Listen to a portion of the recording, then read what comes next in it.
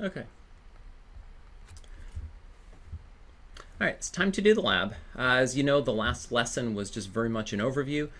So this lab is much more hands-on and with sort of a lower expectation for what you know coming in. So it's going to walk you through a lot of different ways to create fragments, recognizing that this is your first time doing it. So let's take a look here at what I actually expect. So what I showed you on in the last lesson was actually way more than you're going to do. So I have this guy running right here, a couple of fragments. If I click on fragment 1, it changes something in fragment 2. It changes the text down here, and it's really nice to be able to have it change to something different every time I click. But what you change it to, I don't really care. You could even have the text toggle back and forth, no problem, right?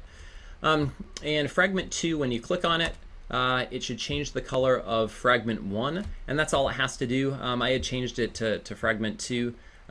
Also with a couple of different random colors, honestly, because as I was working through this at home, my 6-year-old daughter climbed up into my lap and she was playing around with it on the phone, and it was entertaining her quite a bit.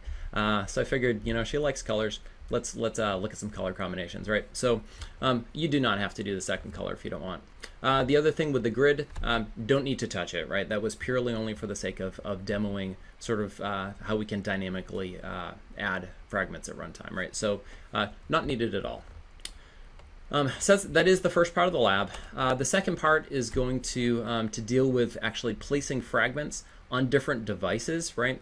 And having different workflows from that. So I have an emulator here for a 7-inch Nexus tablet, and the way that the layout is set up on this is sort of a detail, sort of a list over here, then with details on the right-hand side. So I have Article 1 with just some text here, Article 2, and it has some text, right? And that's kind of what you would expect on a bigger screen.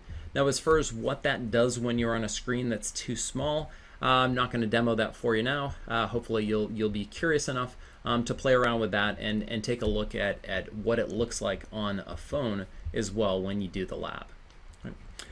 So by the time you're done the lab, what are we looking for here, right? So what's the summary sort of? You should know that fragments are definitely reusable components, that they have the layout and a controller sort of encapsulated together, that they can communicate with other ones. You should know how to create them, add them, all that good stuff. And you should have experience with a couple of interesting examples here. All right, so hope you enjoy it. Have a great time.